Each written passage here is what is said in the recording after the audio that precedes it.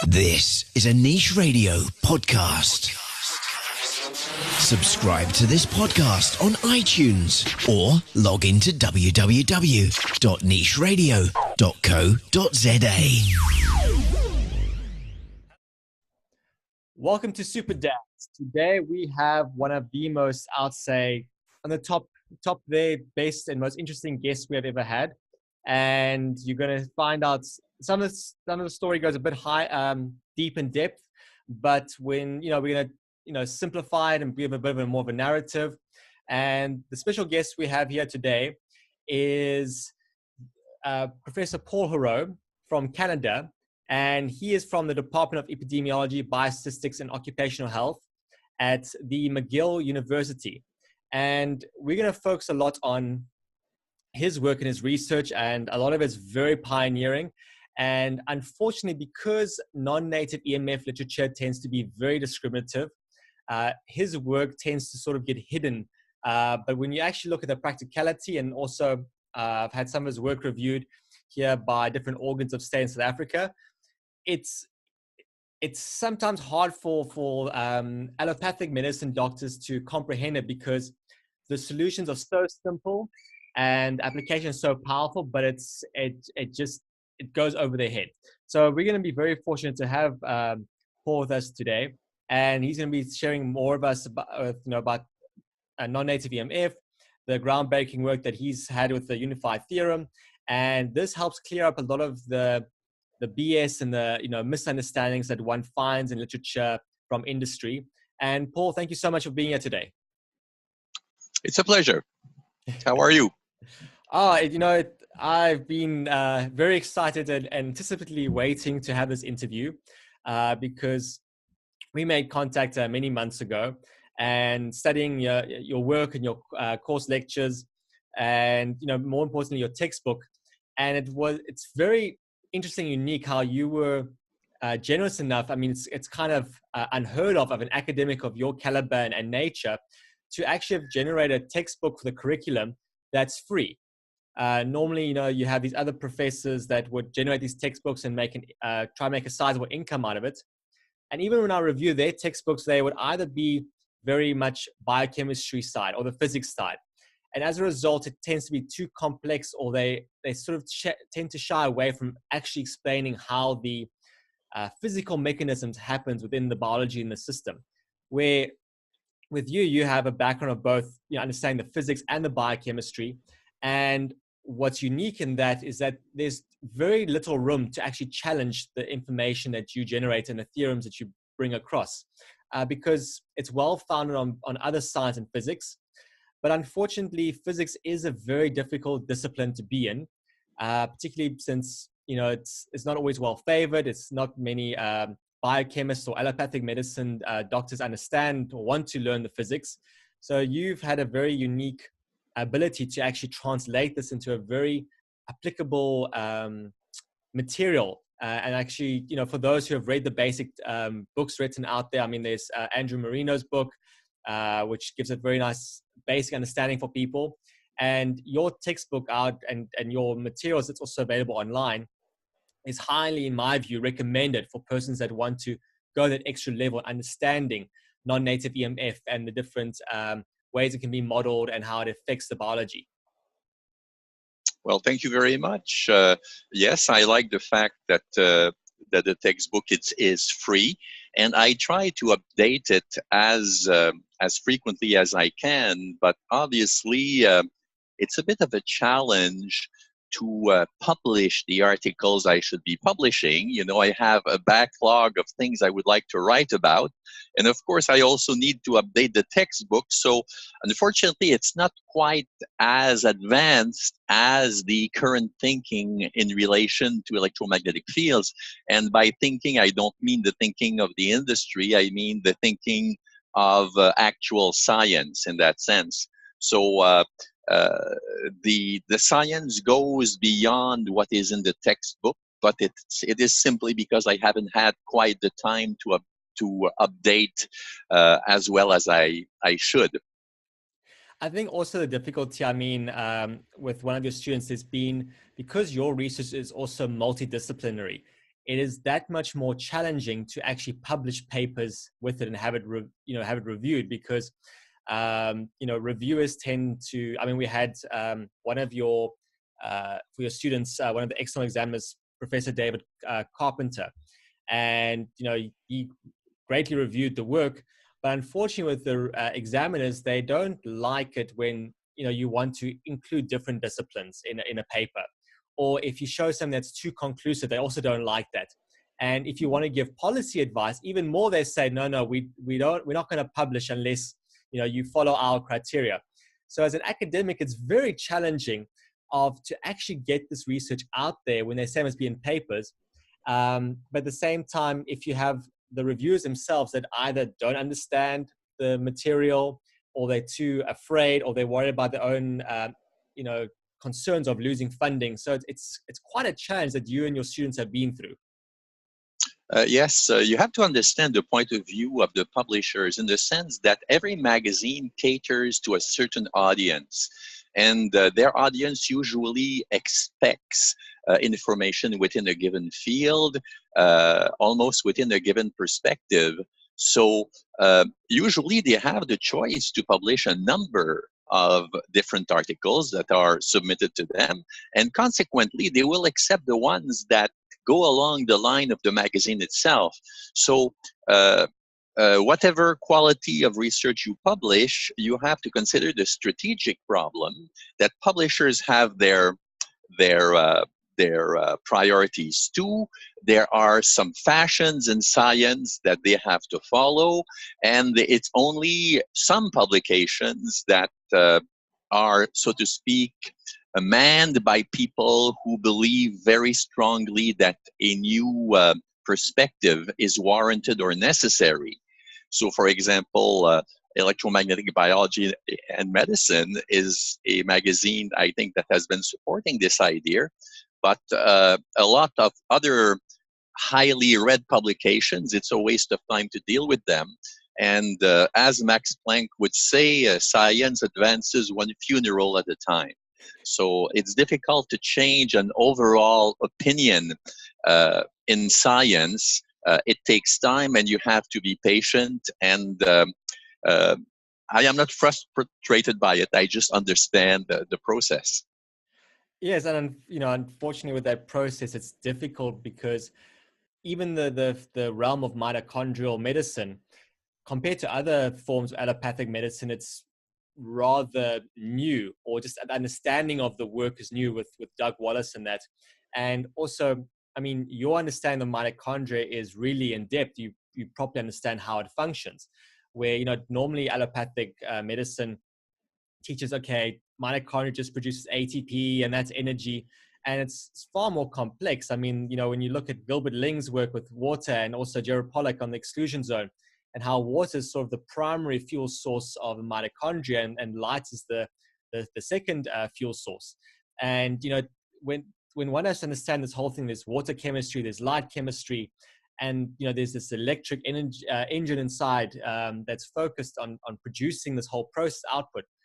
It blows people's minds of how can something so small have such an impact, and even how spiritualists call it the sixth sense of the body. And with it being impacted, that's why it's having these other many knock-on epigenetic effects.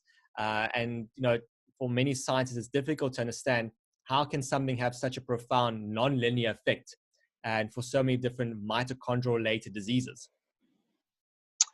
Yes, there are so many areas in science that have so much to offer that, in a sense, it's very easy to get lost in science, in the sense that every technique, every aspect of science is relatively rich with people who investigate it.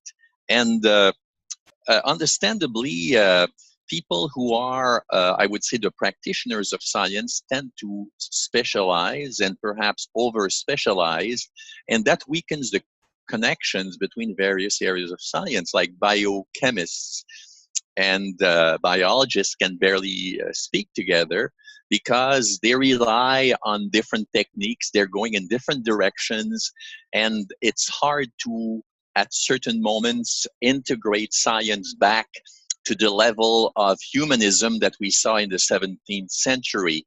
But once in a while, there are problems that come about that make this kind of integration necessary. And I think the circumstances of electromagnetic field exposures in populations is one such circumstance that will require that we assemble these various strands in science into a coherent whole.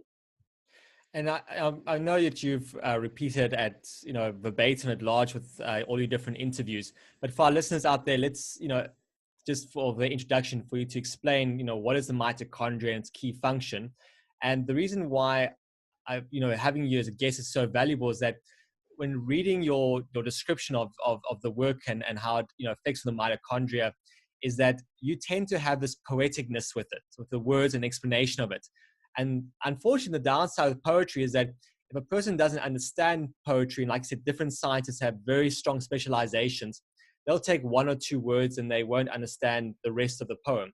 But you tend to have a very good rhythmic process of explaining how one connects to the other, and then this connects to that part. And everything has to have a rhyme and rhythm to it.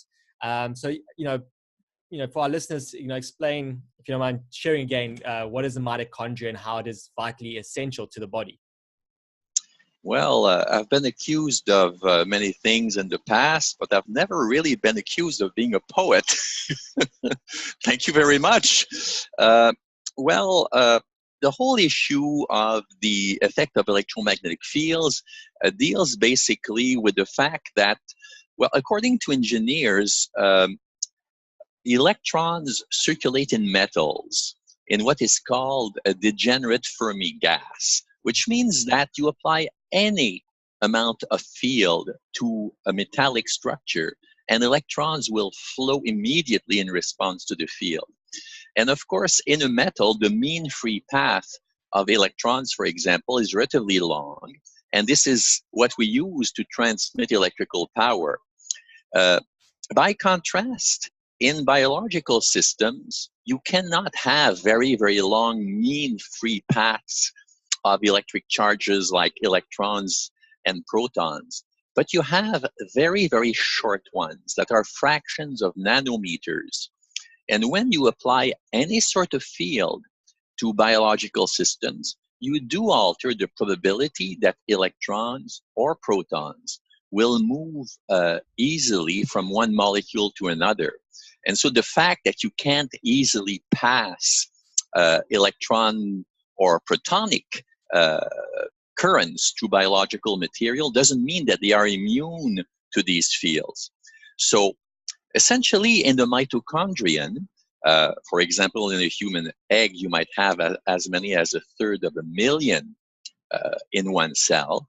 And in, say, heart cells, you might have 10 to 20,000 mitochondria per cell, which shows how important they are. These mitochondria are former imported bacteria, and they are there to generate energy.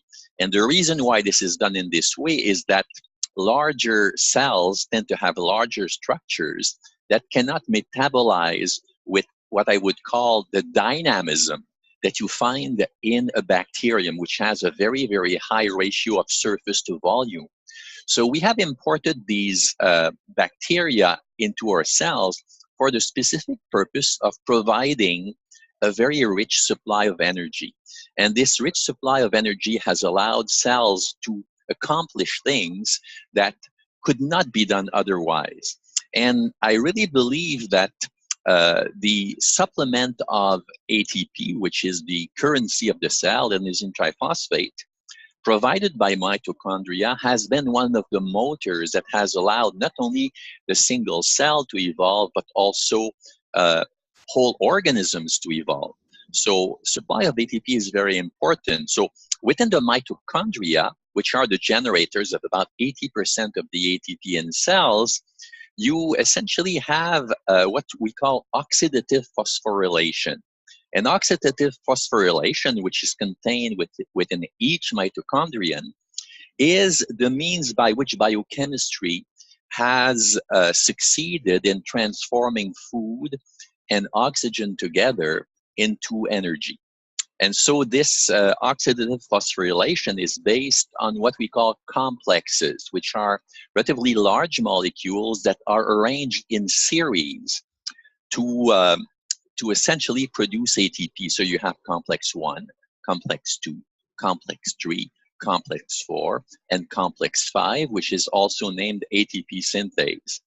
Now, the first 4 complexes essentially function in the sense that they will pump proton into what is called the intermembrane space of the mitochondrion. And they will provide a very acidic, proton-rich medium that complex 5 will use to generate ATP. Now, complex 5 is very, very interesting to look at because it looks exactly like an electrical motor.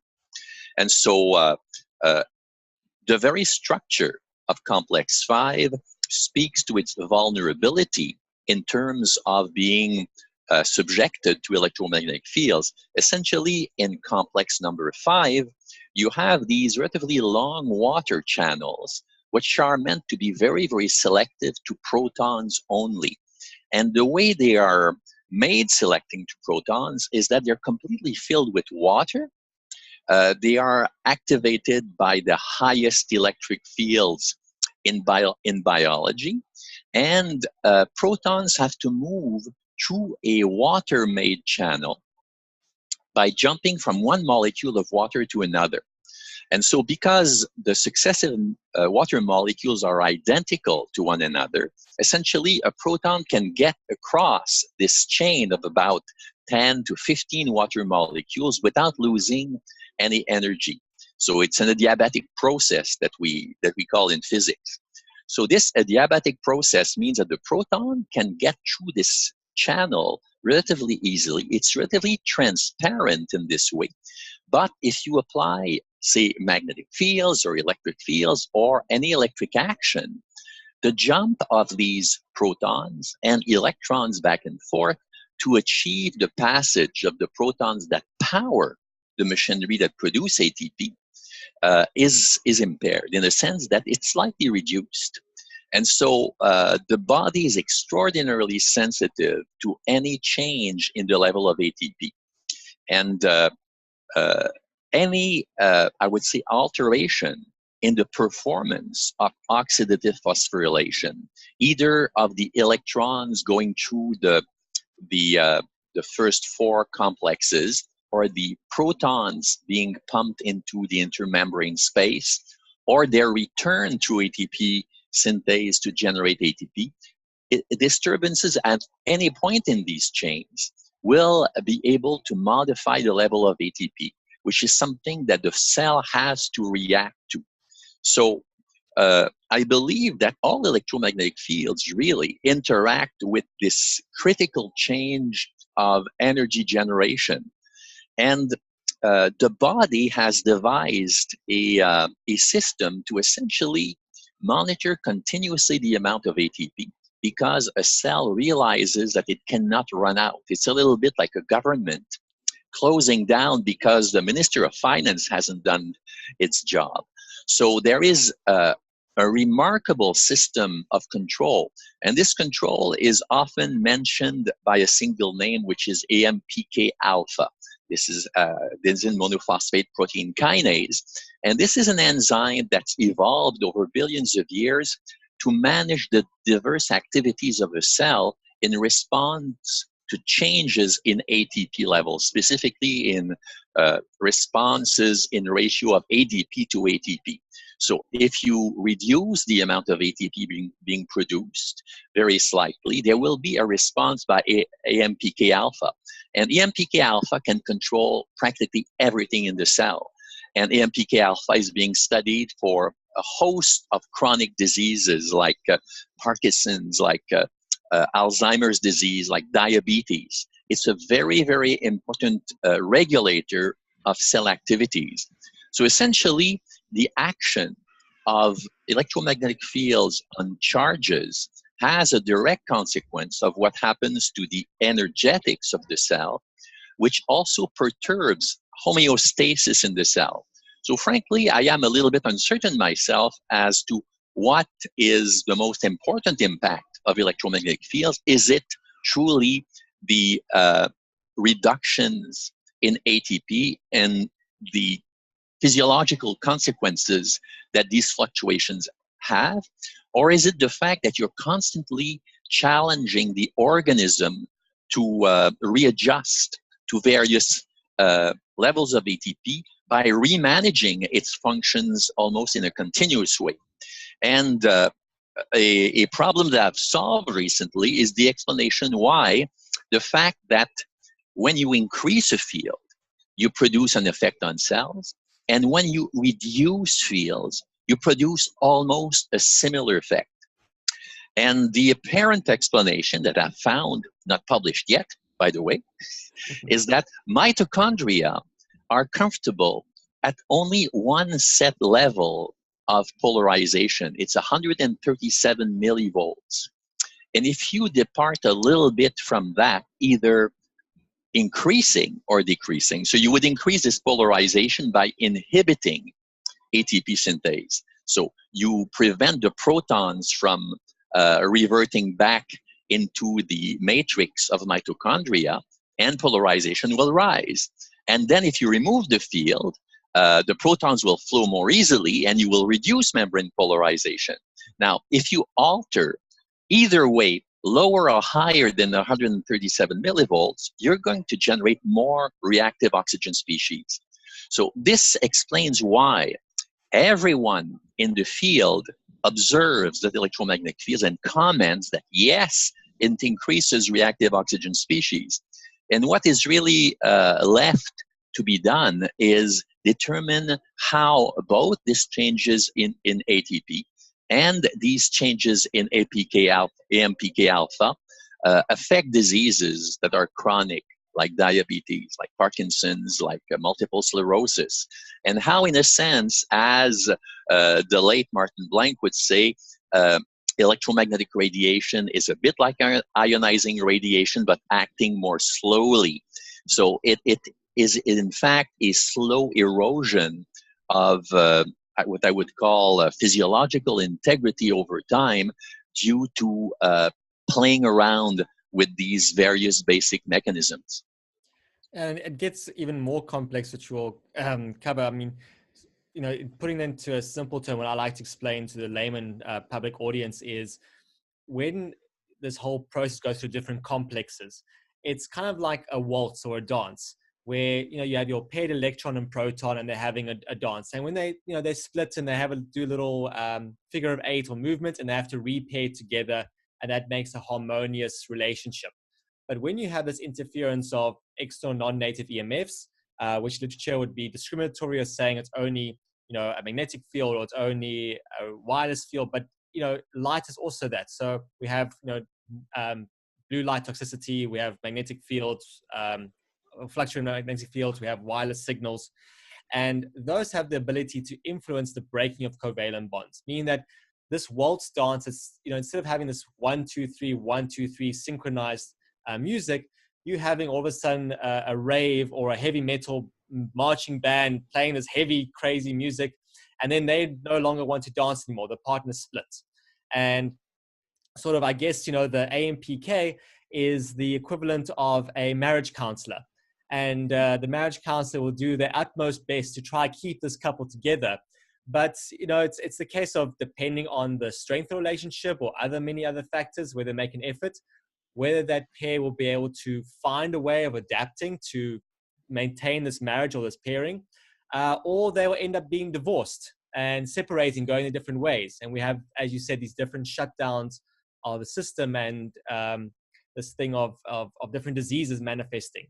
I mean, with AMPK, my understanding, it also links to the whole Martin Powell's work.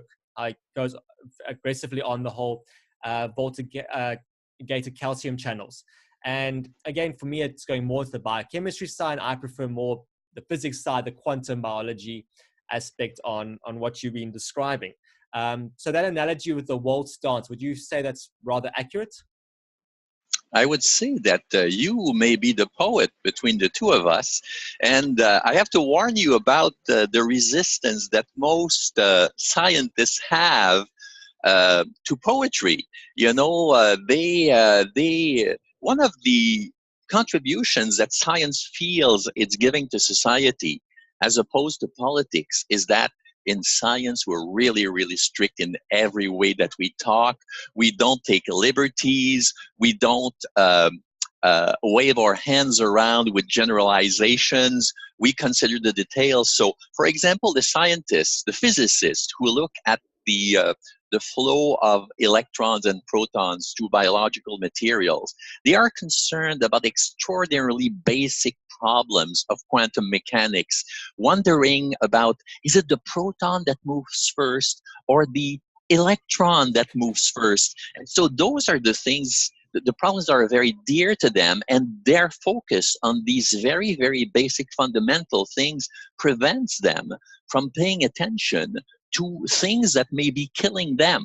And so specialization in science shuns poetry, shuns generalizations, shuns new understanding. And so it's very, very difficult to get them to accept what you would call electrons dancing with an oxidative phosphorylation to the rhythm of heavy metal. I don't think too many editors in Nature would publish something like this. But another aspect of this dance that's very, very important is the fact that we have data that shows that there are effects of electromagnetic fields that are detectable in biological systems to extraordinarily small levels of fields. In other words, I'm not talking about the IEEE or the ICNIRP standards of exposure. I'm talking about minuscule levels of fields have been demonstrated to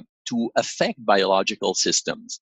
And the only explanation for that is that these fields interact with electrons and protons. And of course, at one point, ions will get involved. But ions are relatively heavy things that are difficult to manage and very often difficult to influence. So although the literature on electromagnetic field effects has focused a lot on the calcium ion since the days of Ross 80, which did a great service by publishing calcium efflux out of the Aplysia model. This should have been a warning to industry that you're dealing with a very important agent here. But people took this example, this instance of an effect, as the whole effect itself. And they believed, and I think Abraham Leboff jumped on this as well, with his cyclotron resonance model, believing that somehow the calcium ion, because it is in fact so critical, it's an alarm system within cells, must be where the action is. But action on the calcium ion, something so heavy, could not justify the observations that we see at extremely low levels, because essentially industry made, I would say, quick review of this interaction between the fields and the ions themselves and concluded that this is entirely impossible, this has no scientific credibility, and in a sense, this action, direct action of fields on ions never really grew or certainly convinced the engineering community that it was important. But I think that transferring the focus to the movement of electrons and protons explains these phenomena at very, very low levels, and it's very important to have this perspective. And also, what also gets more confusing is with all these different new diet books coming out where, we understand that non-native EMF reduces the oxygen potential in the different, so in complex 1, it reduces that potential, and therefore, the body tries to adapt to go into complex 2 of going for this whole high fats diet or paleo diet type stuff, so the body can rather get more efficient and getting these electrons through the fats and in food, and also converting that fat into water. Because unfortunately, with the water chemistry, the water that comes out the tap is different to the water that comes out of the mitochondria. And I mean, that's why there's been this also now great understanding and research into deuterium and deuterium depleted water. And the water coming out of the mitochondria is deuterium depleted, but we need deuterium in our system. And we find with this whole thing of brain fog in the brain, yes, the brain has the highest concentration of mitochondria, and when there's not enough ATP being produced, we sort of have this effect of lower energy and shutdown and this brain fog issue coming about. But there's the work with deuterium depleted water having quite a profound effect on cancer treatment and other ailments, for elderly people, chronic diseases. And it's just another mechanism of sort of a different way of a feedback repair mechanism. Because when there's too much deuterium in the system or the body can't properly release it, in that fifth complex, it's like you have bubble gum on the bottom of your shoe, or walking on a street with bubble gum all over it. Instead of you being able to walk with a good flow, you keep on getting stuck and slowed down and sludged in this process that's blocking this aspect. So I don't know if you have any experience or understanding regarding that. Of course, I have a lot of experience regarding bubble gum, and I might point out that if you want to publish in Nature, you will have to use a thesaurus to transform your bubble gum designation into something else. So in Nature, there's lots of circumstances in which nature over time has optimized physiology to specific levels. I spoke earlier about the voltage on the mitochondrial membrane as having a maximum. We've also learned over time that there's just one concentration of iron in the body that is optimal. If you go above or below that concentration of iron, you will generate more mitochondrial damage. And so the deuterium is probably the same in the sense that if you try to grow bacteria in heavy water, you will not be very, very successful. They're not adjusted to this kind of medium. And it's news to me that if you remove all deuterium, you'll get into problems as well. So apparently there's no place in science where you don't go. Am I right? No, it's pretty true. I mean, like with deuterium depleted water, it's not recommended to give it to children or persons growing because it's going to affect other biological processes.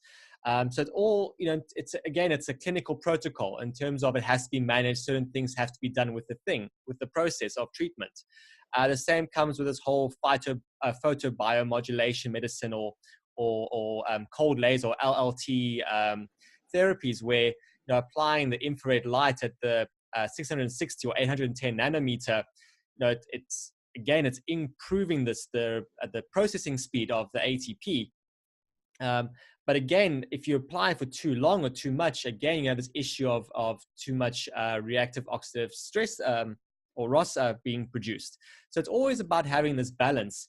And that's what I enjoy about your work is that, with these different types of, like with the light photobiomodulation, light is very important. There's this chemistry we have effect from the sun.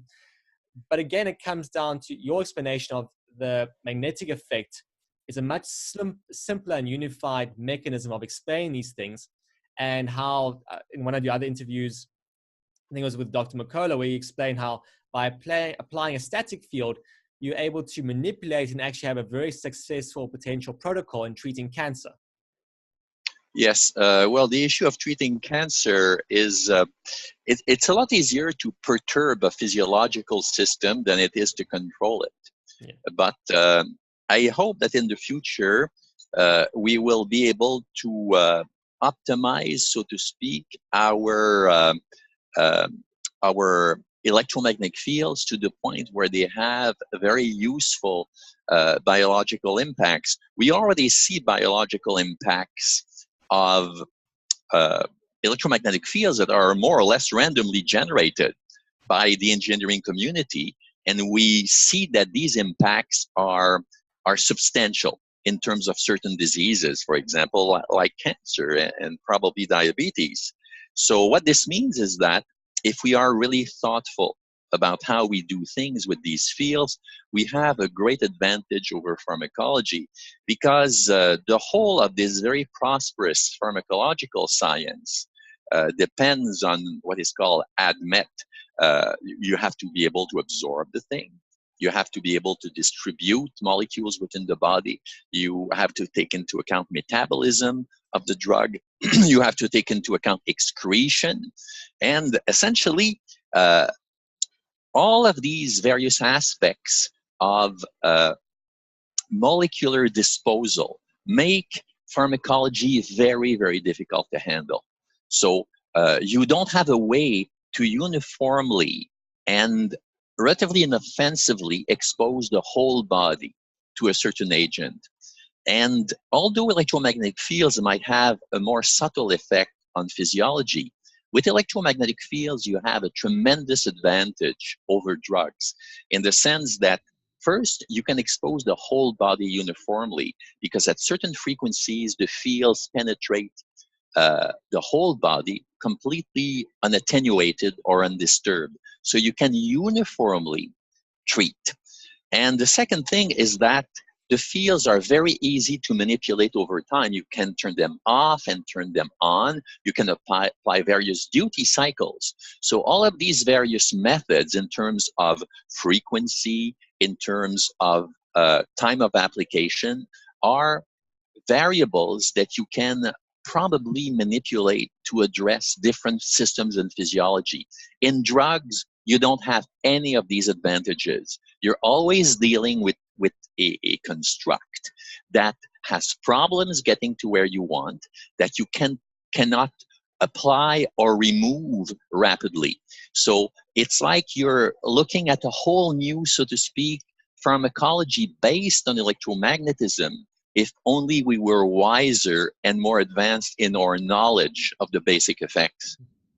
Yeah, and it's again, like you said earlier, with the whole PhD thing, one tends to become too specialized in one area, missing out on the artistry or the reality of nature. I mean, except the easiest way is how you can manipulate rather magnetic field to have a better effect than pharmacology or medication or drugs for our listeners. And we see this also in epidemiology papers, where depending on which part of the world you have the same sort of non-native EMF exposed, but the population has a different adaptability to it. And so we understand on different parts of the world, there's a different magnetic flux density. And this typically occurs by areas that are closer to the underground volcanoes, also where there's a giant crater impact or volcanic activity. Persons that are ill in, say, in one part of the world that has a very base or very docile magnetic flux density with the Earth's gravitational pull, when they travel to these areas with a much higher magnetic flux density, their health drastically improves. And not only is it, from the interaction of this impact of the static magnetic field, but also the water tends, from underground, also tends to be lower in deuterium levels. So it's this medley of different things working together that jumpstarts the mitochondria to get more efficient and have a better output. We see a similar thing also with hypobaric chambers. So not the hyper, HYPER, that does the increased oxygen levels. This is the one where same oxygen levels as maintained, but the pressurization rapidly changes up and down with altitude training. And this puts a type of stressor on the biological system, the mitochondria, where it becomes a lot more effective at having this adaptability and actually purging out. It's been very successful in treating about 82 different types of cancer.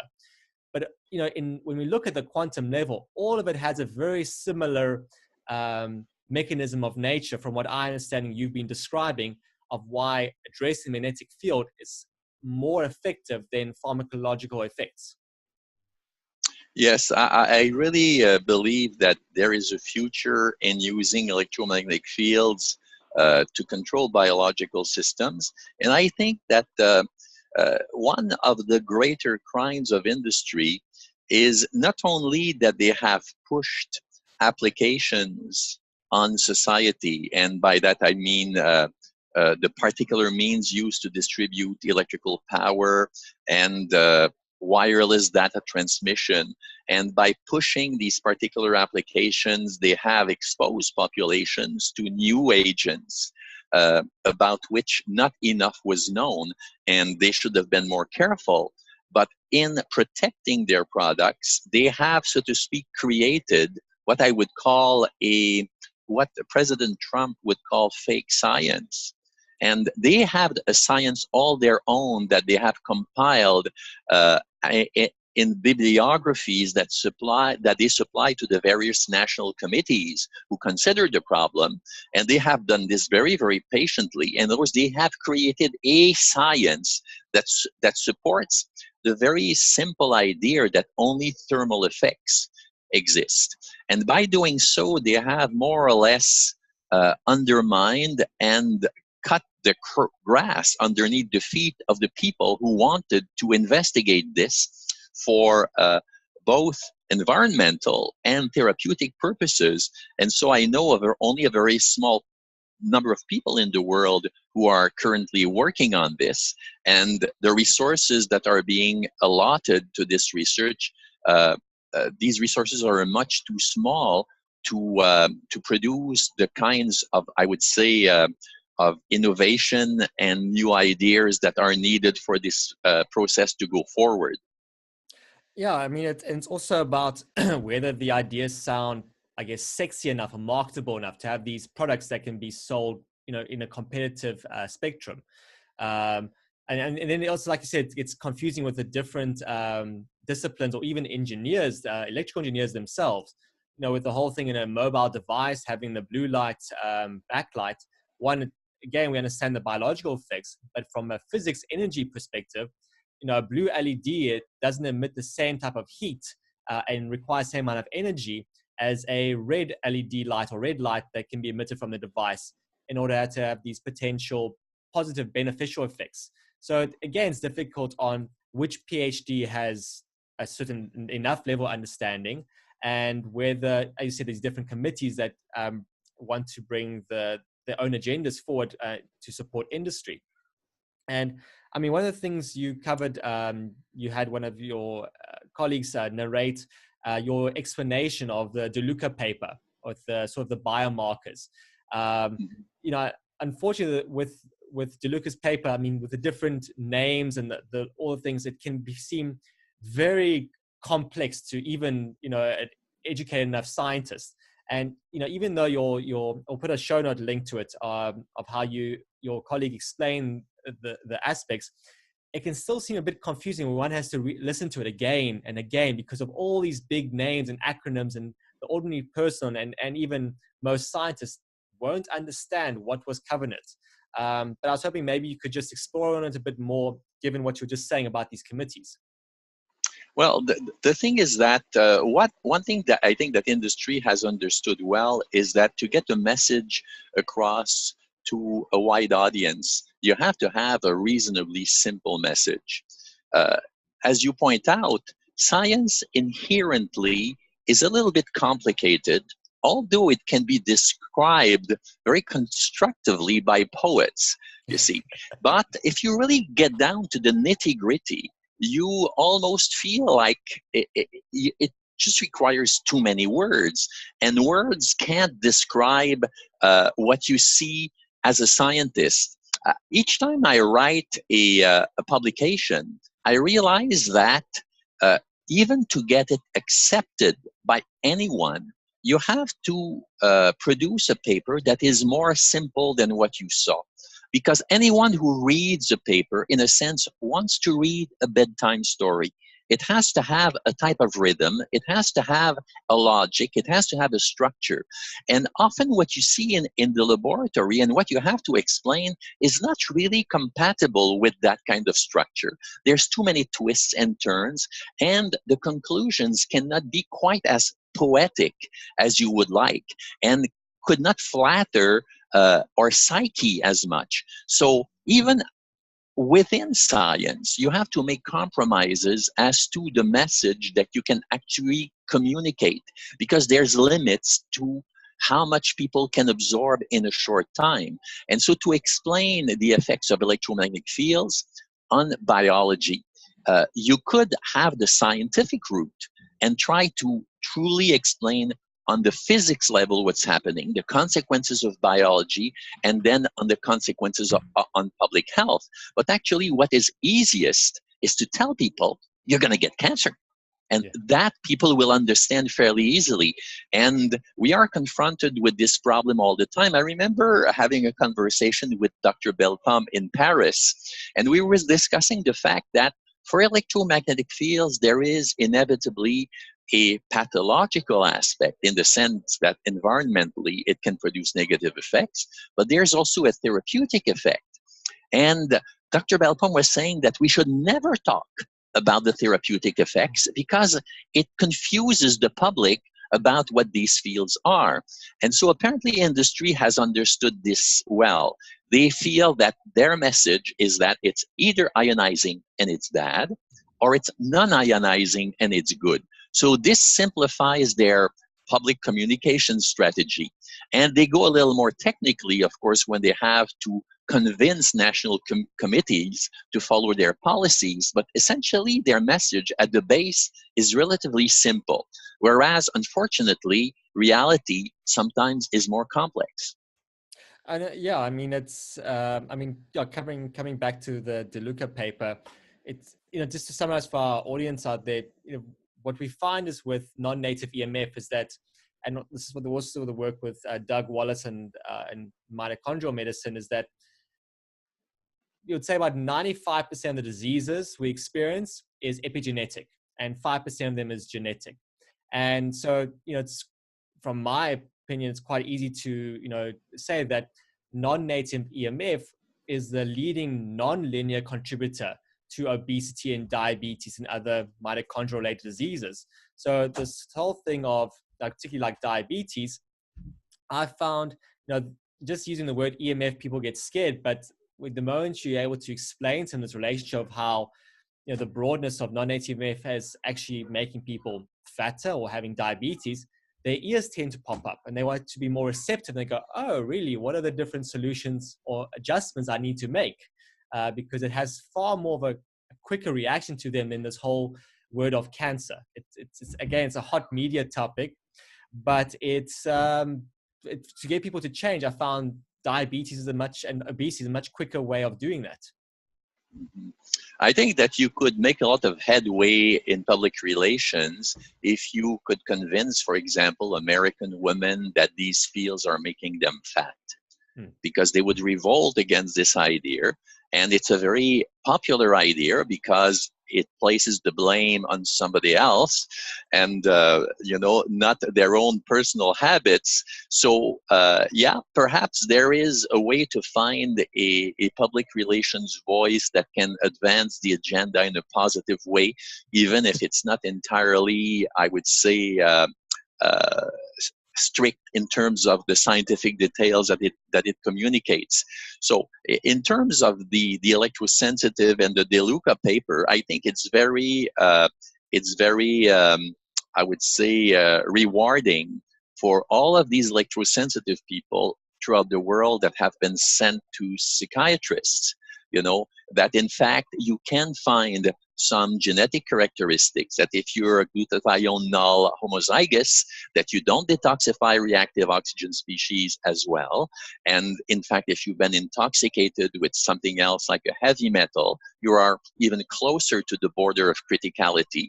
And yet, these electromagnetic fields, when they act on your limbic system, can make you feel all sorts of discomforts. And there is a genetic basis for it in the sense that if you have this vulnerability because of this natural variation within genetics, you are 10 times more likely to be electrosensitive. And this speaks against the notion that has been supported by industry that, we have subsidized a number of simple studies in the past on electrosensitive people, and we couldn't find anything. And how tests are done by engineers sometimes can be very, very simple. And I remember in the early days, after 1972, after the Russians warned about the effect of electric fields on their own staff, and they said at the Seagrave conference that you should not overexpose your workers to these fields. The reaction of engineers that I recall is that they said this is an attempt by the Russians to slow down the development of Western technology. Well, if this is the best conspiracy that the Russians can come up with, I'm not afraid about competition with them. And essentially, this attitude of industry has been, I would say, a bit destructive of the progress of science. So they don't want to look at electrosensitivity. After this 1972 revelation, one of the tests that was done by a utility was that, well, they'd put a bunch of chickens underneath the line, they'd wait for a while, and then they come a few months later, the same number of chickens are there, so they conclude there is no effect of electromagnetic fields. So your test can be so simple as to miss the point entirely, and it's a lot easier to perform studies that produce no results than to produce studies that do. And that is valid in laboratory science, and that is valid in epidemiology as well. Yeah, I mean, it also comes the whole thing of access to funding, or us scientists need to become more creative in our approach and our application. Something I've been developing lately and found out is that, which works very well with the DeLuca paper, is that when persons are able to demonstrate or have these tests or show they have more of an intolerance to the radiation or they're being affected, their treatment protocols, so if they put in certain shielding or use different technologies or those kind of things, the South African government actually has a portion in effect that where they'll subsidize that person's recovery or that person's installation of shielding or treatment and those kind of things. It comes under our disability tax credits system. So if a person has a certain type of income or they're a government employee, then, instead of you having to pay your tax to the government, which you're losing your 40% or 50% every month, that money actually is reimbursed to you to treat your ailment or that of your spouse or that of your child if, say, they're attending university. And we understand now with universities having very not focused development of environments that are going to increase the children's biological performance. Rather, they put the harsh blue lights and the Wi-Fi in the dormitory rooms and that. And, a parent, when a child does demonstrate these biomarkers, say, for example, the DeLuca paper or any diagnosis by a physician who is able to explain this correlation, even just by if it's pure theories, they're able to use the claim of tax credits to implement a protective environment for their child or for their loved one. So that's the good thing on the one side. The other side is also there's a very tax credit for using private funds to accelerate research and development. And because of my my study for my thesis, it set quite a good precedent where now any, say a doctor who has a clinic or a hospital or any private business wants to put more funding or research towards non-native EMF or treatment or protocols or new technology, they get a substantial tax credit of not only 150%, but also accelerated depreciation.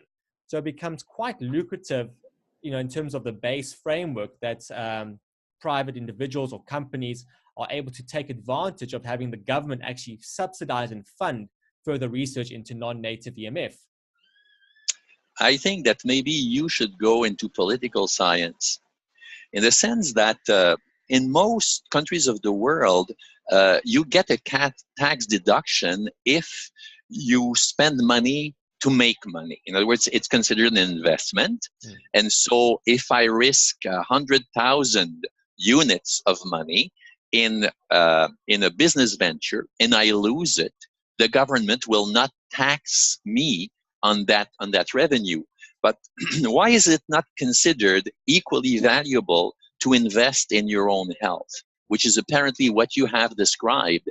And I think that one of the ways in which governments could show that they have a bit of foresight is that if people invest in their own health, it will relieve the public health system of curing their diseases. So from the point of view of taxation, I think your suggestion and what you've described that is happening in your own country should be imitated all over the world. Yeah, from my understanding, it's creative application, creative accounting. So I haven't fully studied the Canadian system for example, but from my understanding of its principles of legislation, the same should be applicable in that part of the world, similar to what we are experiencing.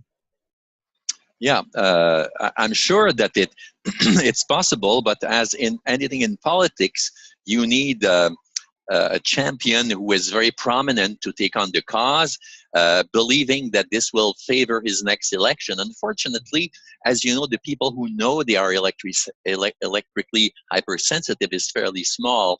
So from the point of view of winning over a county for the next government election, this is probably not a very powerful argument, although from the point of view of morality, it makes perfect sense.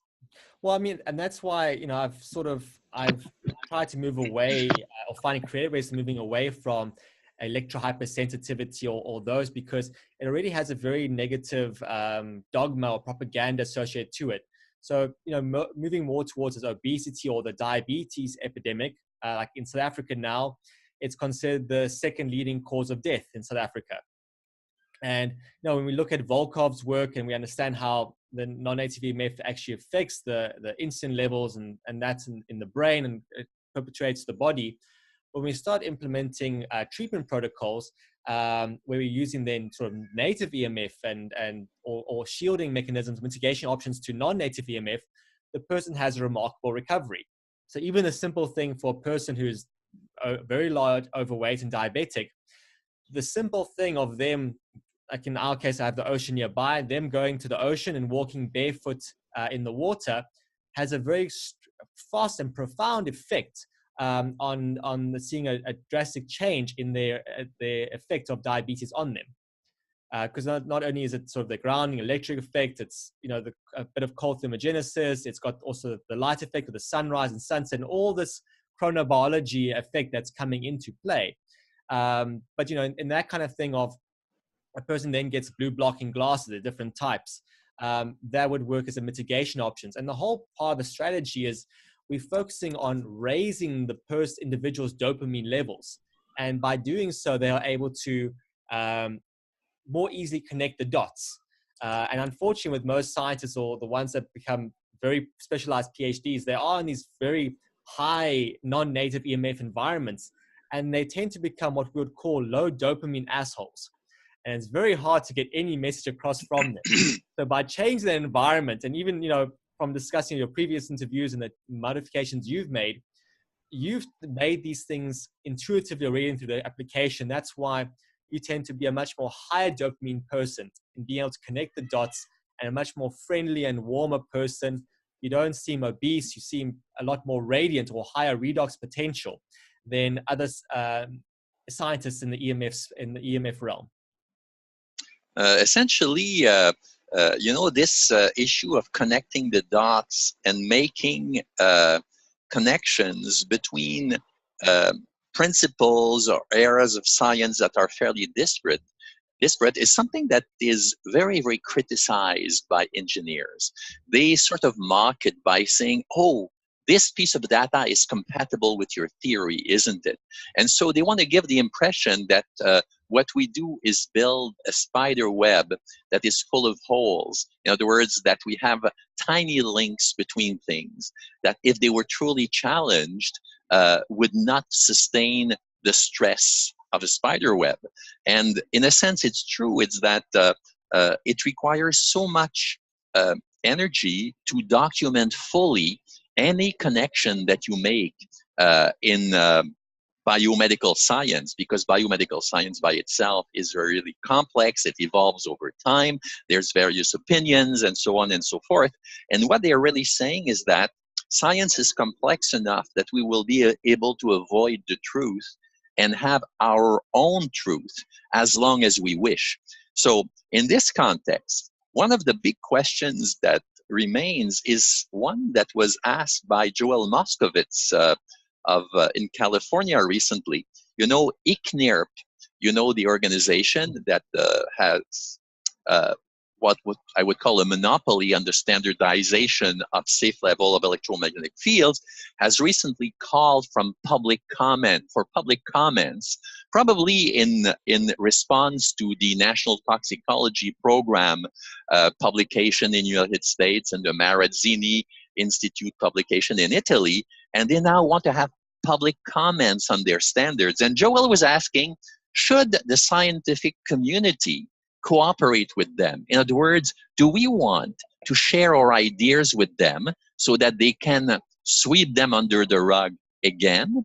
Or do we want to ignore them and increase the schism that already exists between biomedical science and engineering? No, and that's what what that message that Joel said is absolutely correct, and that's what in my research, in my thesis, I was looking a lot of also the Chinese literature and the symposiums and where ICNIP was trying to say, we need to create a unified standard of, the East versus meets West kind of thing. And, particularly, China would stand up in these public matters. And the way they communicators was that, in terms of using SAW, it has no biological reference can be used. And your proposition for us to adopt to your system, they basically raised their fingers like this and said, read between the lines. And, and it wasn't as crude as that, but the poetry of it, or I guess the science was, that was the communication, is that we've, as you said, the Russians, 1972, we've done the research. Even President Putin has said in parliament straight up that, we don't need to go to war with America because the way they use non-native EMF, they are making themselves infertile already. So we don't need to worry. And again, this comes down to sort of the cultural aspects. And I guess also two different kinds of thought in science. In the beginning, we talked about poetry, and, we had that, since we're talking about also this whole fat and thin and the different parts, we have the famous artistic science of Albert Einstein. And, he was a great advocate about how you have to, you think about these ideas, you come with a concept, and, he was a very musical kind of man, but he took what he learned in the lab, or the theories, and had to go out into nature and do these observations. So with his first Nobel Prize of the photoelectric effect, and then there was the E equals mc squared. And the beauty of that is that traditionally in physics, we're taught to read it from left to right. But in biology, the process is in reverse. We're all taught to believe that's about 100% diet and exercise. But when we put the equation in reverse and in relationship of the physics of the light and the mass and the structure to produce energy, or what we have in the mitochondria, is that it shows us that just by switching the idea around, we have a whole different symphony or way the music is going to be played, and understanding the science to be completely different. So that I really enjoyed that revelation that's happened with just his kind of work in biology. Yes, you wonder sometimes whether science itself is able to solve problems when within society the adoption of particular solutions has big, say, economic impacts. Science is fragile in terms of the I would say the exclusion of right from wrong, in the sense that as you read it in history books, it seems that this novel idea triumphed, and you don't see in this recount the complexity of the process that led to this. And occasionally, I guess, some new ideas can triumph relatively quickly. But especially in medicine and in biology, it's usually a process that is much more, I would say, messy and imprecise than that. So sometimes I wonder, can science solve this problem with all the basic problems that science carries with it?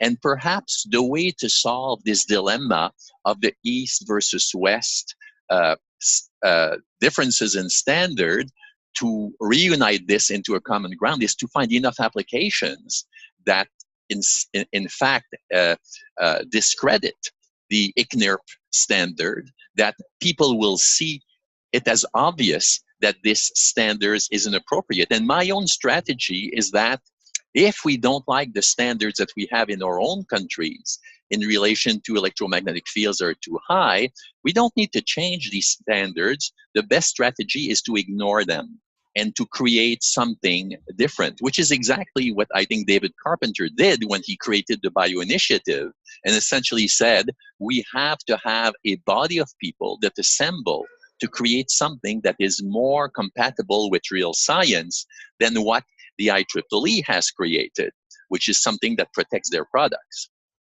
Yeah, I mean, it's even with protecting products, it's very tricky. I mean, also in your neck of the woods, there's I think it was Toronto University, where it's a product called Baylight, where they apply infrared or red lights on the cranium, and they have an intranasal piece. I don't know if you've come across that technology.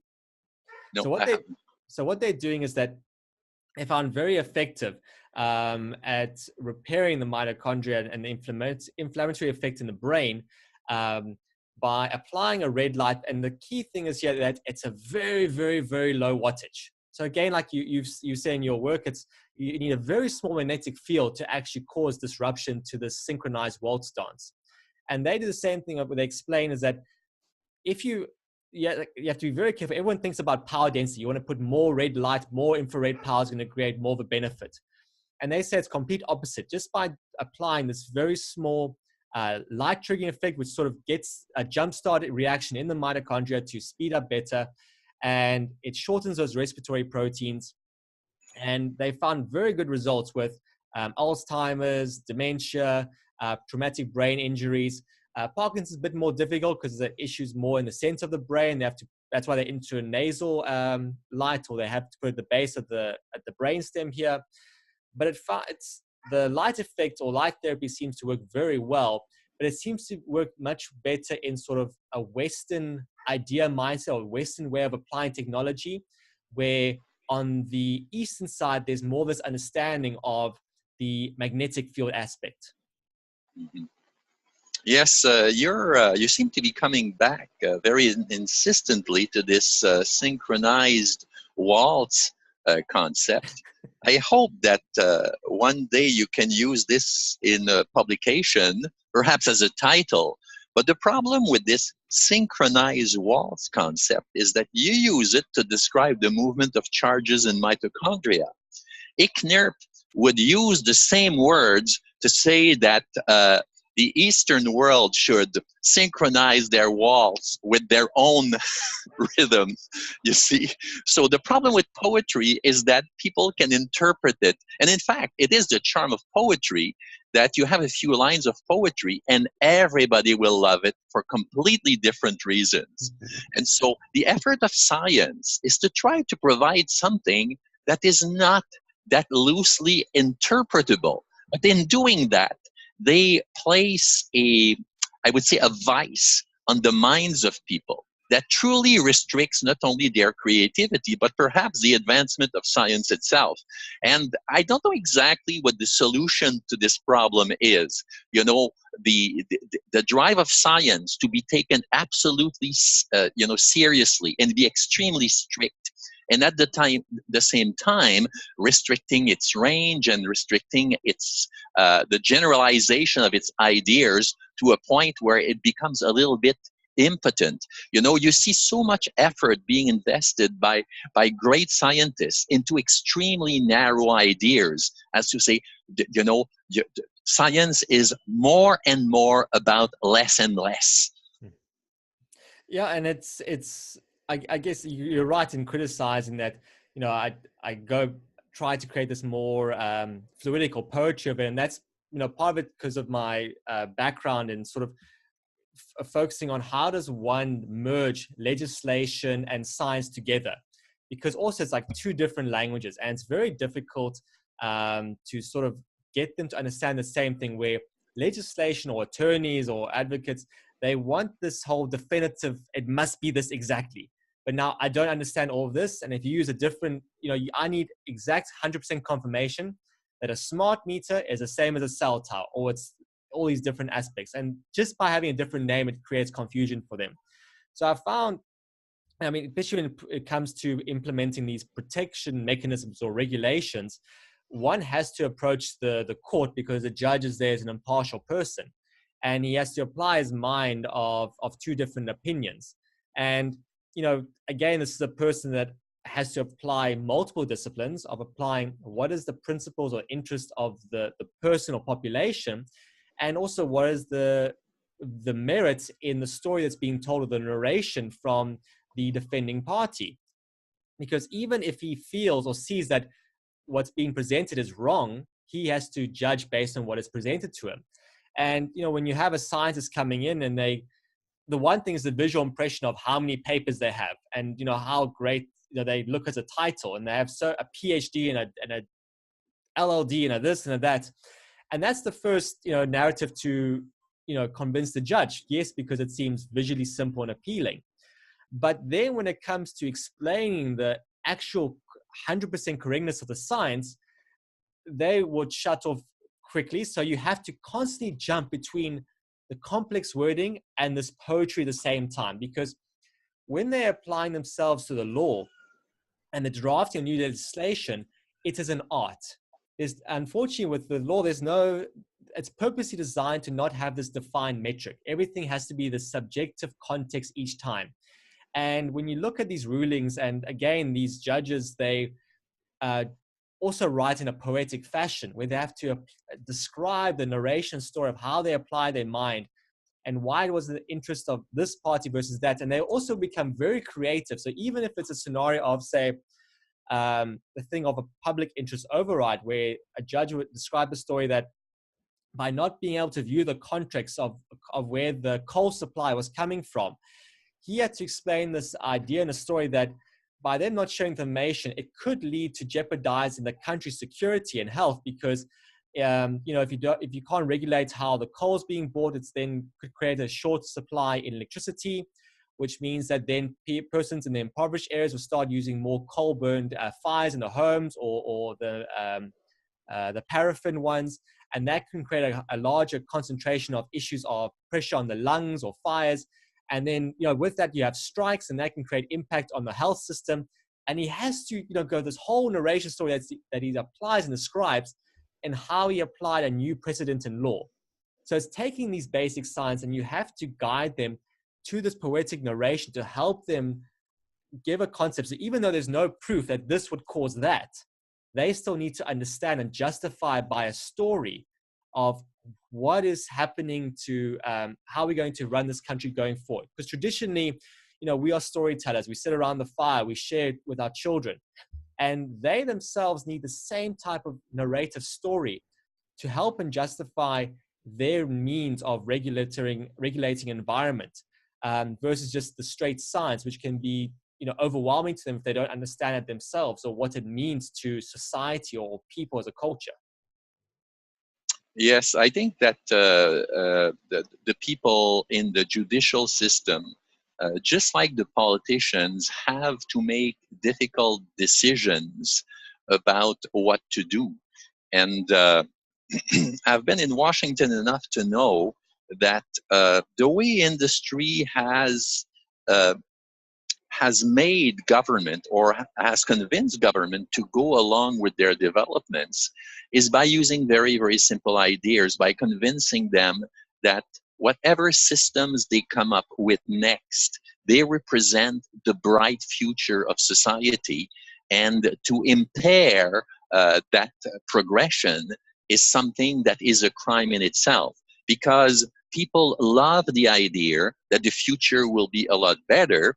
And we have been, at least in the last century, raised to think that science and engineering is a big part of the improvement in the human condition. And they constantly present this to legislators.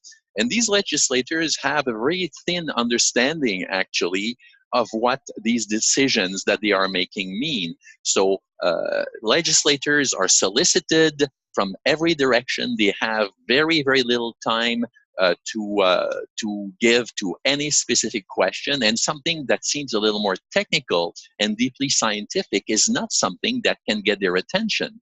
So consequently, industry has been successful in establishing its wares and in fact deploying its systems based on a very simple recount, a very simple story that they have convinced legislators is true. And of course, the people on the other side like to think that, well, politicians accept support for their re-election from these powerful companies. But in a sense, this is a sin that is partly on us because we are the ones supporting these companies by buying their products. So essentially, politicians in that manner simply obey public pressure. So there is this problem of having the management of society either from the side of politicians or from the judicial system, being managed from essentially a relatively simple recount, a fairly simple story that is acceptable to a relatively untechnical mind. So this is when the prestige of certain committees can be very, very useful in order to, so to speak, crystallize complex areas into simple solutions. And by that, I refer to what we owe to epidemiologists at the International Agency for Research on Cancer for coming out perhaps as the first big group of scientifically oriented people to claim that there is something wrong with these fields, because relatively few other groups in the world have come out and made these statements. So, originally we understood there was the two classifications for the wireless and magnetic fields, where it was, originally to a class 2B from the WHO IARC. And now there's this, showing of evidence and scientists advocating that it's reclassified to a type 1 or type 2A. What's your thoughts on that? Well, I think that it should be, I agree with Tony Miller of the University of Toronto. I think that it should be reclassified as a 1. And the main reason is that they've already, IARC, compiled the human evidence from epidemiology.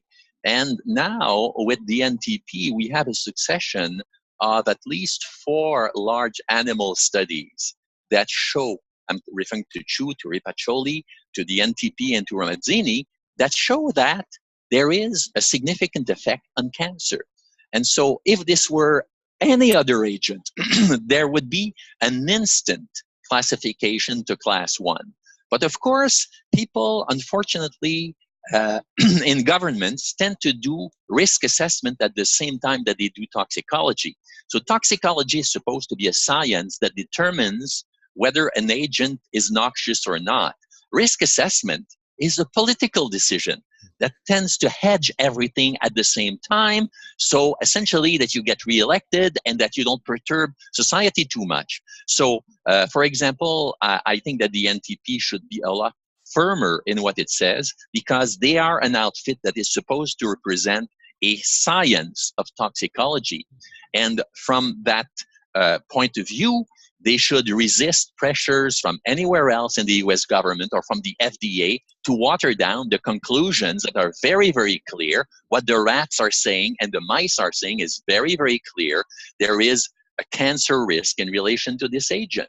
So yes, I think that this should be reclassified as agent, as a class 1 carcinogen, because not only do we have human, we have good animal, and we have had physiological evidence of injury to basic mechanisms for a very, very long time. And that's what I enjoy about the thing is, the idea here is not to ban all technology, because technology is important, but to rather regulate it. And what I found useful, if it wasn't for technology, where we have these press coverage events after a paper is published or documents published, because what I enjoy, and this is sort of the loopholes in academia or in research, is that what's put in writing in a report, the authors of the report or the scientists involved in the report have the liberty to speak more openly or differently about the details of the report afterwards at a press conference.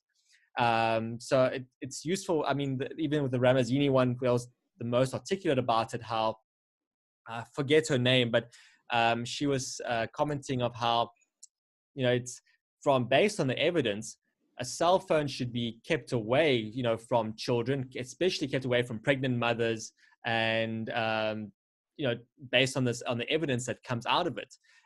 But in the papers themselves, it's kind of a much more careful choice of language.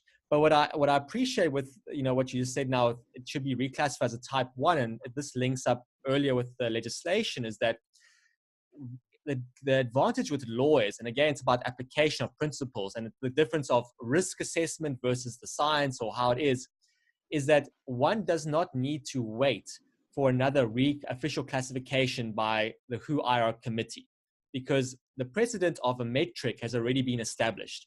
And as you said, that was done years ago, and there's been enough repeatable studies that shows now, based on this metric, this is the new classification, has met that metric. And when a judge is able to see this, they say, right, you've met all those requirements, regardless of what the international organization says or how they formulate or have their delays. Nationally as a country, or even provincially or municipality, a judge has the authority, what we understand in South Africa and similar to Europe, to implement a rule, right, this is classified as a type 1, and therefore protection policies must be implemented based on these metrics that have been made. Yeah, I think that what you're pointing out is that a judge has an advantage over a committee, in the sense that a judge is a healthy mind that can assess data presented to him at a given moment, whereas a committee is inevitably a number of people that are going to deliberate over a period of time. And this kind of process is much more easy to manipulate than a single individual looking at a situation and making what I would call a Socratic decision. Socrates believed that the most important legislator in the world is your own mind. If you believe that something is right, you should say so. And in a sense, depending on large groups of people, carries in itself a certain risk. We see this in the transformation of democracies into demagogies. So involving a lot of people in the decision makes the decision more vulnerable. And in a sense, industry has been very, very apt at threatening us with the perspective that unless we do what they say, that you're going to freeze in the dark without computers and with nothing to support you. And that's essentially one of their strategies, is to say that unless you adopt this new technology that we're proposing to you, you will have no fast internet, you will have no self-driving cars, you will be left backward, and all the progress in the world will go to China exclusively. This is the scare that is being used in the United States, that if you don't do it now, you're going to lose so much on this part of this brilliant future that we're presenting to you. But the truth is that engineering's most exquisite quality is that it's extraordinarily flexible. In other words, all the services that were given through wireless, by computing, and by modern amenities can be achieved in different ways. And the reason why they're pushing a particular set of techniques, for example, self-driving cars using all these radars, is that this is the quickest way that they could find in the last month to be the first on the market. And it is this highly competitive atmosphere that is driving their choice of various techniques to achieve desirable goals. So yes, technology can go forward, but it should not go anywhere that randomness and the needs of semiconductors push it. There are other considerations that are wider and that need a certain input from poetry, to make these decisions. And so industry is misleading us. There's a very good example of this. I don't know if you remember the times when we used to have video display units, at a time when display units were not flat. Yes, the CRT screens. Yes, the CRT screens. Well, at one time, these emitted a fair amount of electromagnetic radiation. And then in Sweden, some people looked at the literature and felt, well, there is a possibility that the fields are subjecting a large number of people to fields that might not be so unhealthy. And so they invented the MPR standards. And when the MPR standards were first proposed, industry said, this will triple the cost of your video display units. And the year after, there was no tripling of price. And in fact, they were able to impose a standard because essentially a government said, we won't buy the units unless they abide by this lower emission standard. And actually the cost was 25 cents per unit, which is probably a small fraction of 1% of the actual price. So essentially, industry wants to wrestle control of everything by hiding behind its technical expertise. They understand that most people don't understand their methods, and so that gives them the cover to control everything. And I think this is possibly one of the worst sins that engineers commit. They confuse business with science, and they use science to promote their own business. There is a man named Henry Petrosky. He publishes in this science magazine called Scientific American that used to be great when Martin Garner was the editor. And he was asking, why is it that engineers don't have the same prestige as scientists in front of the public? Well, because essentially he points out that we build bridges, we do all these things. Well, that is precisely the reason. It's because engineers are in it, and they confuse commerce with science, and they use one for the other. Whereas the public perceive that scientists have no profit to make, and essentially they are in there for the advancement of human knowledge. This is why scientists have more prestige and importance in the views of the public. Yeah, and there's also the political thing, is that when an engineer brings on the idea to a politician that, we're just going to flick a switch if something goes wrong. But unfortunately, in biology, as you've said in a previous interview, is that it doesn't work that way. And we're seeing this effect on the health effects with how the mitochondria has been damaged, going from the mother to the child and so forth and so forth. So it's not a case anymore of, all right, you're scared because the technology or the engineering is going to be exported to China or whatnot. It's that the radiation of how it's affecting our children, of their ability to, it's not letting their brains properly grow, myelinate, or actually develop these intelligence levels. So we're becoming a thing where we're forcing to be couch potatoes, and we don't have the capacity or the intellect to actually develop these new ideas and scenarios. So we have to export our technology requirements to other countries that are not as badly affected, or that have different non-native EMF protection regulations, like China and Russia and so forth, that are at an advantage compared to United States or North America. Mm-hmm. Yeah, it's true. It's very troubling to think that we will separate the world in various segments, some of which are impaired by these fields and others are not. Are we creating hemispheres, that are not necessarily geographical, but are intellectual, because it does affect the brain. And, if you suddenly reduce your IQ by 5 points, it's not something that you feel directly. What you feel ongoingly within your brain is mostly the limbic system telling you how you feel at the moment. Are you happy or unhappy? But as far as the function of your higher cerebral functions, it's not something that you have a terribly high sensitivity to. I mean, it's something that can be understood from the point of view of long-term performance. But I truly believe that exposure to these electromagnetic fields, if it affects the mitochondria, affects your mind, it affects all parts of your nervous system, and adaptation to this new electromagnetic environment, which may be something that the industry hopes will happen. In other words, it doesn't matter what we do to them, they will ultimately adapt. Well, it takes a long time to adapt to something as simple as, say, the level of arsenic in the environment. When you're talking about impairing oxidative phosphorylation, you're talking about impairing the most basic mechanism that life has developed to provide us with the energy to function and the energy to expand biology in a generic way. It's not a coincidence that the race of the spermatozoa towards the egg is essentially based on ATP.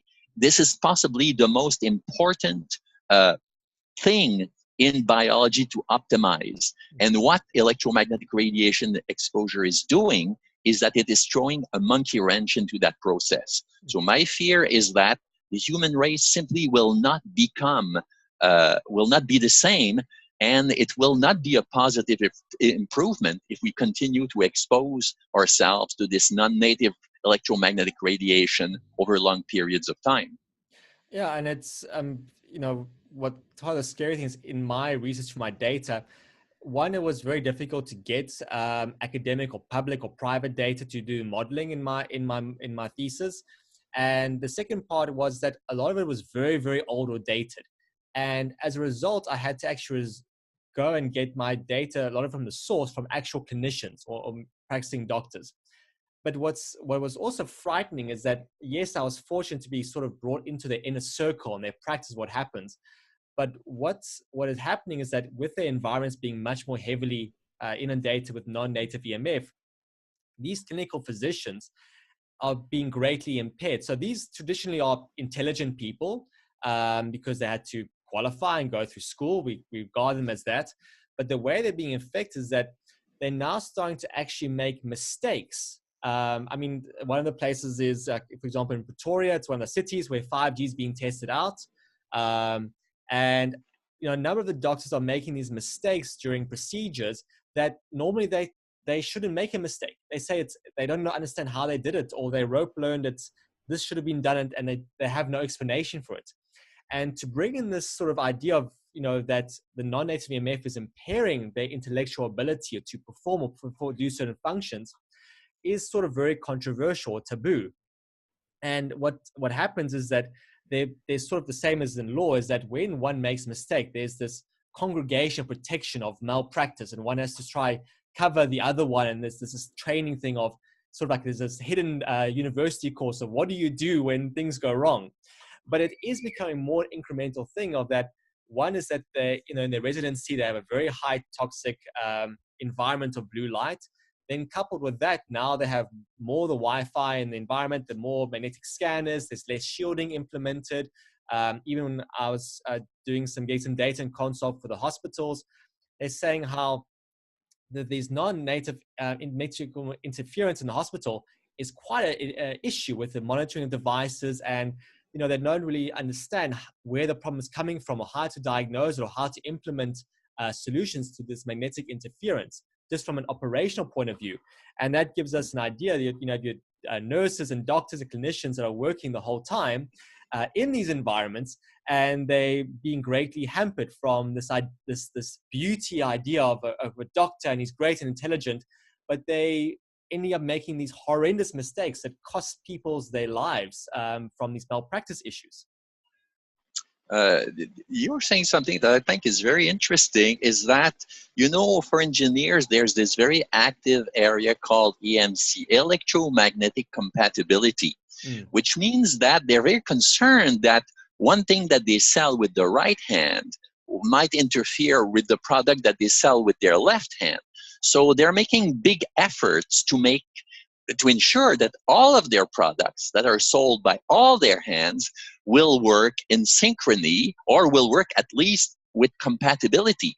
And so it's a great concern of them that if we increase the number of devices in the environment, ultimately there might be a difficulty with pushing more of these devices because they will interfere with each other. And in fact, we are more or less coming to this point now, in the sense that there are companies like Pasternak who are pushing for the design of extremely powerful filters that will not cost that much money, so that individual devices can be truly protected from the noise of other devices in the environment. Now, from the point of view of engineering, you can do simple tests that ensure that devices don't interfere with one another. But you will notice that when you board a plane, they ask you to be in airplane mode, and possibly only a fraction of the people on the plane comply, which means that the plane systems are relatively immune to this electromagnetic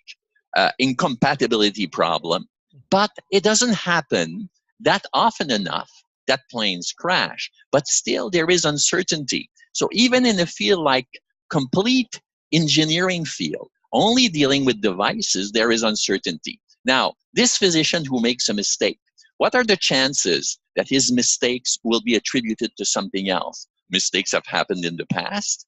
The reliability of statistics on medical mistakes is something that evolves all the time. How can epidemiologists truly pin it down to one thing specifically? It's extremely difficult. So you are running the possibility that brains in generally will function less well, that we will hear less acutely, and that the whole process of being a human will degenerate as a result of this non-native exposure that we have the capacity at essentially zero cost to eliminate from our environment.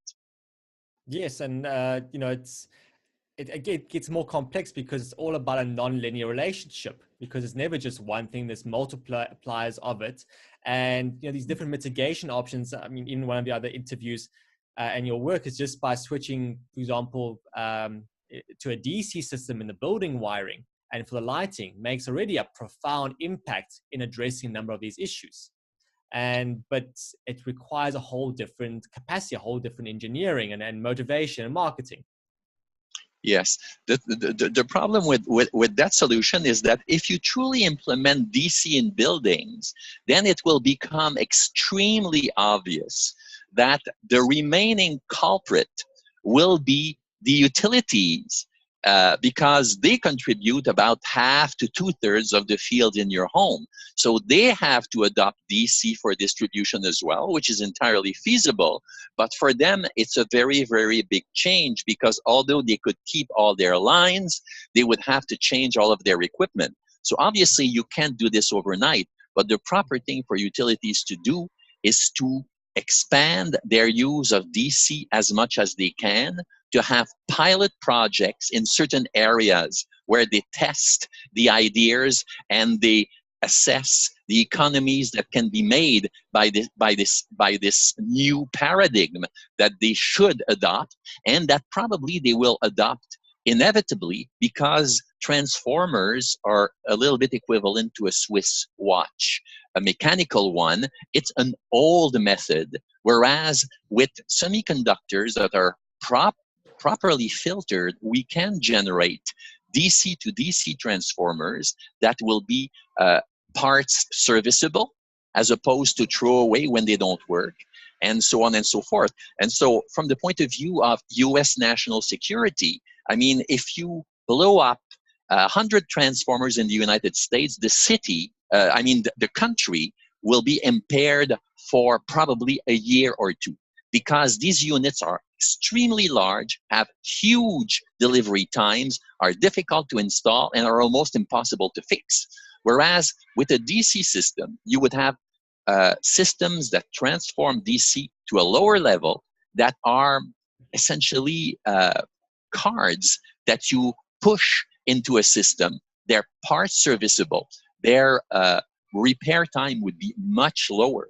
And so it makes a great difference from the point of view of technological flexibility.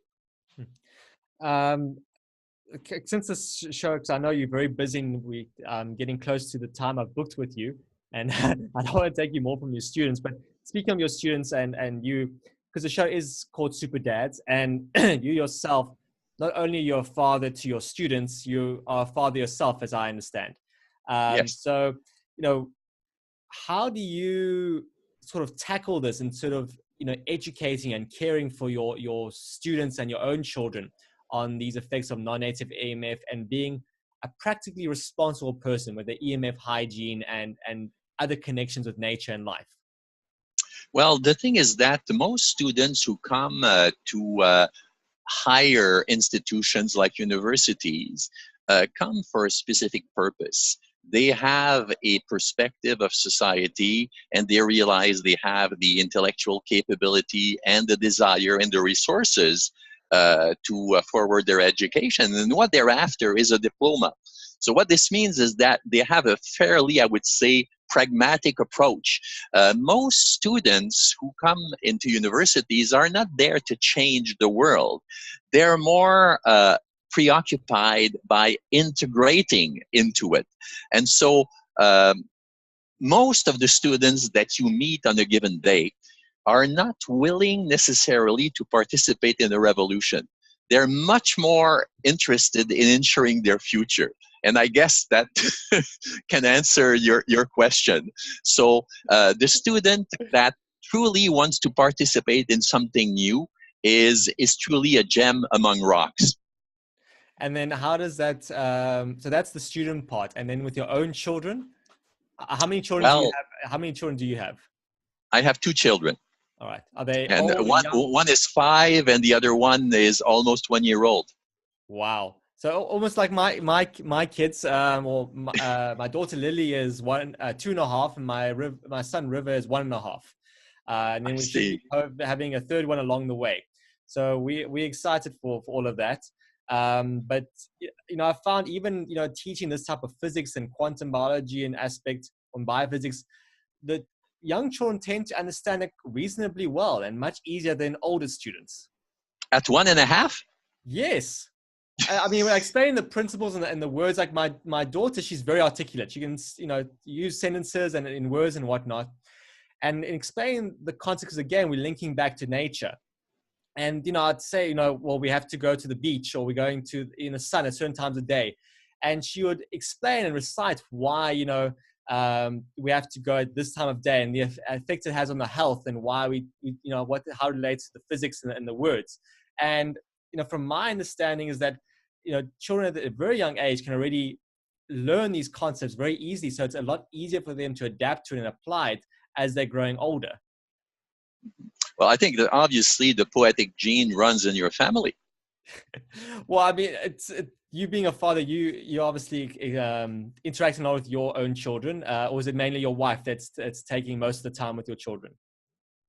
Oh, my wife does a lot, but I try to be as present as I can, so I am very close to them as well. So yeah, so I assume you'll probably also you'll get to experience is that, it's far more effective to communicate to your children with normal language, and the more technical, and using different, technical scientific words, they have quite a good comprehension of retaining them and linking them and putting the connections together. And, our DNA as we children, we are programmed to mimic or mirror our own parents. So by watching their interaction or their fitness level, or their abilities. So by watching what we're doing and mimicking us, they're able to put those comprehensions of how they're going to form their brain. And as we know, especially their brain is very highly wired to absorb as much as quickly as possible, because the way it annihilates, and that's why it's vitally important to remove these obstacles with a non-native EMF, because they want to grow as quickly as possible.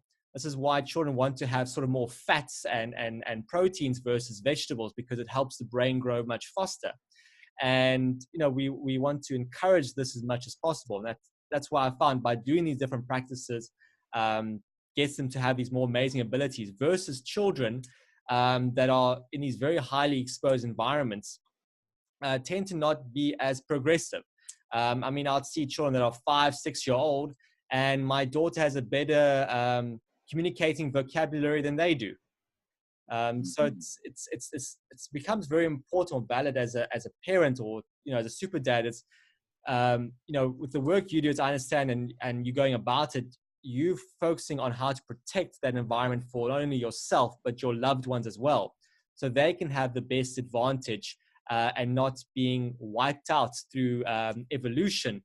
Of ones that are being affected will naturally be removed from the system. And we had a previous guest, and actually some other guests as well, where they explain the physiology of this impact of how the non-native EMF has on the cells and the mitochondria, and where it was their comment or their viewpoint is that this effect from this unregulated environment is actually qualifies as child abuse. I don't know if you would concur with that same type of statement based on your work and experience. Well, I think that in relation to your first comment about the brain flexibility, I believe we are coming close to a pill that enhances flexibility or ability to learn in the nervous system. And perhaps once that type of pill is designed, we should make it compulsory to everybody over 40 or 50 to take it, periodically, so as to improve general perspective of our society. In relation to my children, of course, all of the things that you said are true, but one of the things that I adhere to with my children is that I never attempt to control them. Whenever they ask a question, I always try to answer their questions in as complete and precise and exact a way as I can, using the words that they can understand. And one thing that I cannot understand that I see happening in other parents is answers that are meant to intimidate the child into a certain behavior, thinking that will explain to them what it means later. I think that in fact, children are able to understand a lot more than we think. And the best communication is established with them by having completely honest exchange of information between us and them. No, absolutely. And I love how you just put in a very simple and to the point answer like that. But any other, because we're wrapping up the minutes, any last concluding advice or statements based on, summarizing our discussion? Well, I guess in relation to these non-native electromagnetic fields, we haven't quite found the solution yet, in convincing the whole of society to navigate this complex field a little bit better. I am working on some solutions, but I think a lot more than my contribution will be needed if we're going to improve the outlook for the whole of the human population. So I think that your contribution in the future will be very, very important as well, and I welcome it wholeheartedly. Thank you so much for being on this show. There you go, our audience members. This is Professor Paul Héroux, and in the show notes can be different details he discussed. And thank you so much again. It's a pleasure. For more, visit www.nicheradio.co.za.